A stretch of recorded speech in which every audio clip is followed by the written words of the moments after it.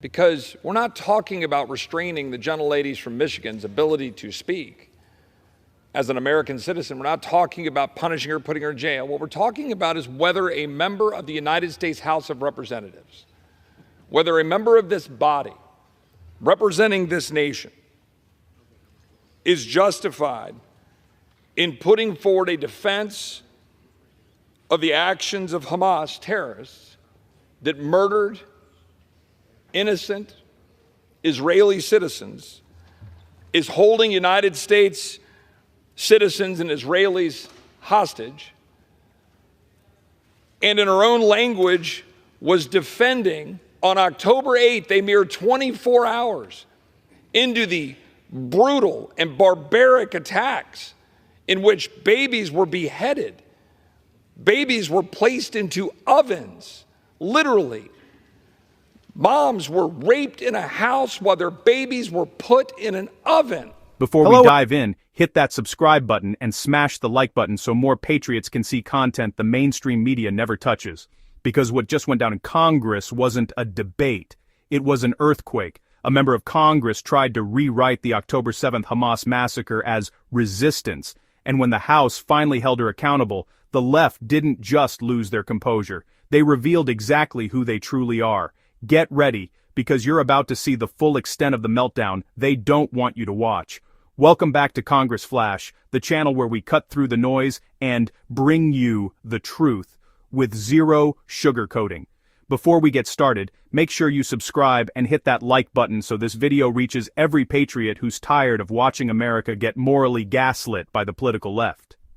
Now let's talk about the circus that unfolded in Congress. A Democratic congresswoman from Michigan was officially censured after making what her own party tried to spin as peace advocacy. But let's not play pretend here. What she did was frame a brutal terrorist attack, a massacre committed by Hamas, as legitimate resistance within 24 hours of the slaughter.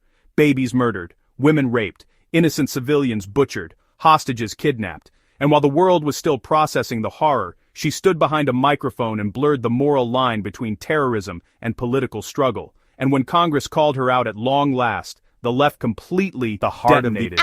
As a fellow New Yorker, I think one of the things that we should talk about here is also one of the disgusting legacies after 9/11 has been the targeting and racism against Muslim Americans throughout the United States of America. And this is an extension of that legacy. Consistency, there is nothing consistent with the Republican Party's continued attack except for the racism and incitement of violence against women of color in this body. I had a member of the Republican caucus threaten my life, and you all and the Republican caucus rewarded him with one of the most prestigious committee assignments in this Congress. Don't tell me this is about consistency. Don't tell me that this is about a condemnation of anti-Semitic remarks when you have a member of the Republican caucus who has talked about Jewish space lasers and an entire amount of tropes and also elevated her to some of the highest committee assignments in this body. This is about targeting women of color in the United States of America. Don't tell me, because I didn't get a single apology when my life was threatened. Thank you.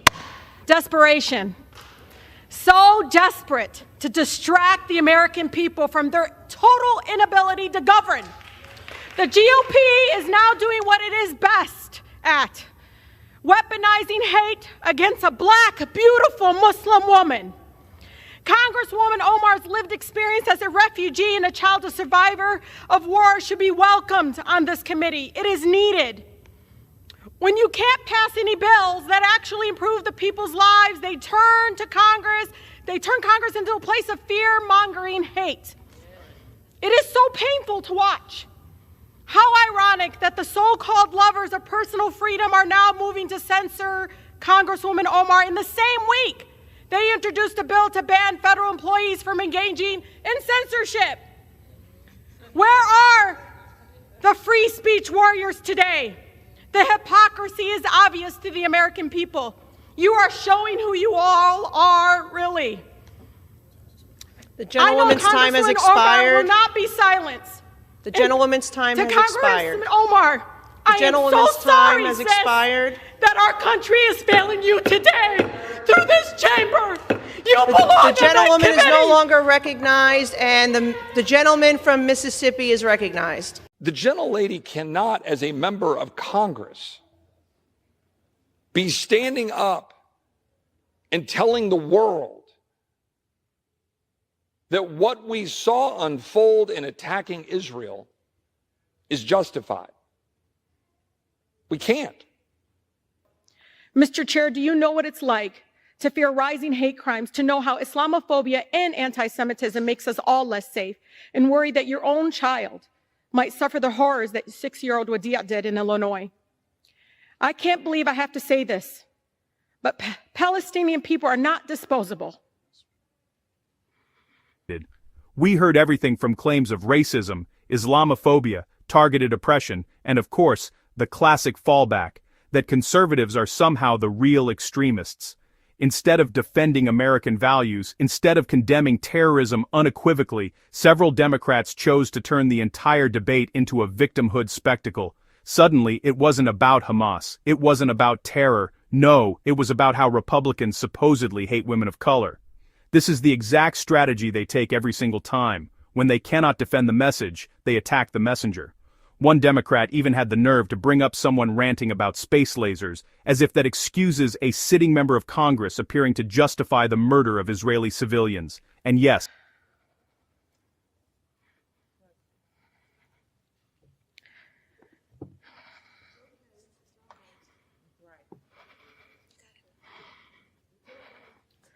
we are human beings,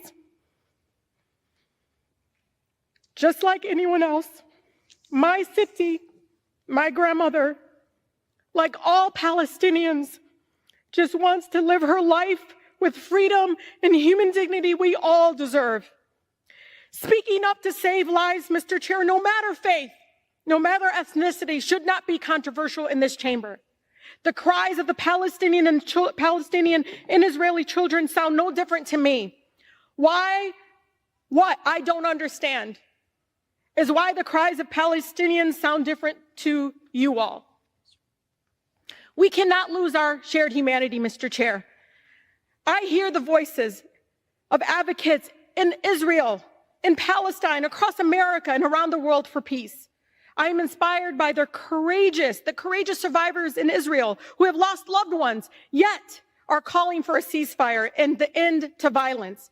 I am grateful to the people in the streets for the peace movement, with countless Jewish Americans across the country standing up and lovingly saying, "Not in our name." We will continue to call for a ceasefire, Mr. Chair, for the immediate delivery of critical humanitarian aid to Gaza, for the release of all hostages and those arbitrarily detained, and for every American to come home.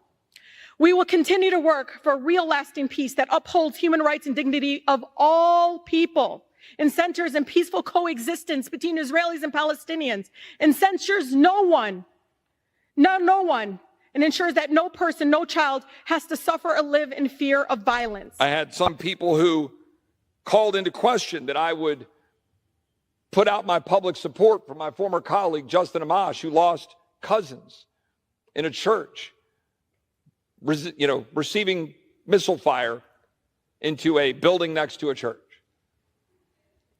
I genuinely pray for the people of Israel, the people of Gaza, the people throughout the world that are now dealing with all of this.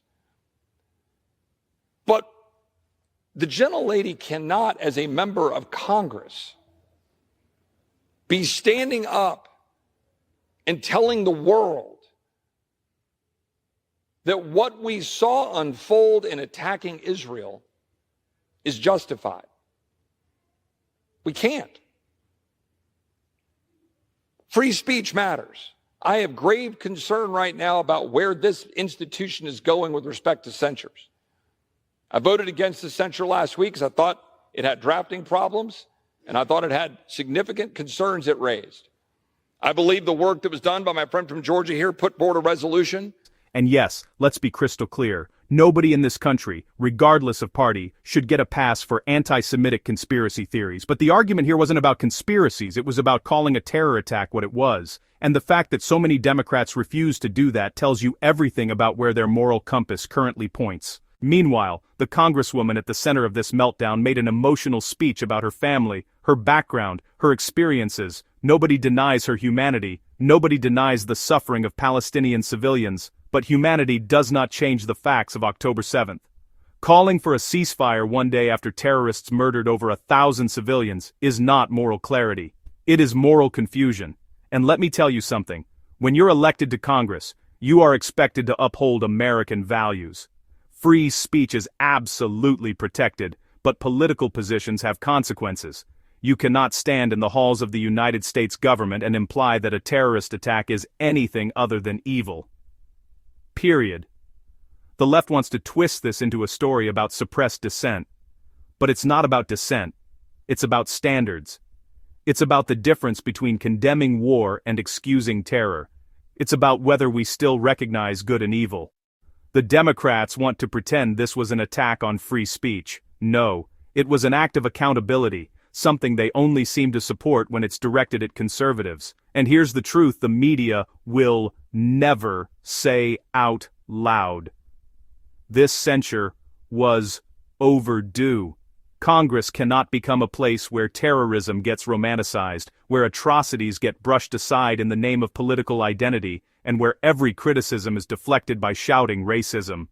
This was a defining moment, and it revealed exactly how deeply fractured Congress is, not just politically, but morally. So what do you think? Was this censure the right call? Or has the left's emotional theatrics clouded the conversation so much that the real issue is getting lost? Drop your thoughts below and let's have a real discussion, not the scripted narrative you hear from the mainstream. And if you want more conservative analysis that digs deeper than headlines and exposes the truth behind the theatrics in Congress, subscribe right now and turn on notifications. America needs informed patriots more than ever. Stay sharp, stay bold, and never apologize for standing up for the truth. If you're tired of the media covering for politicians who cross moral lines, hit that subscribe button right now. Like this video, share it with a friend, and help get the truth past the censorship machine. America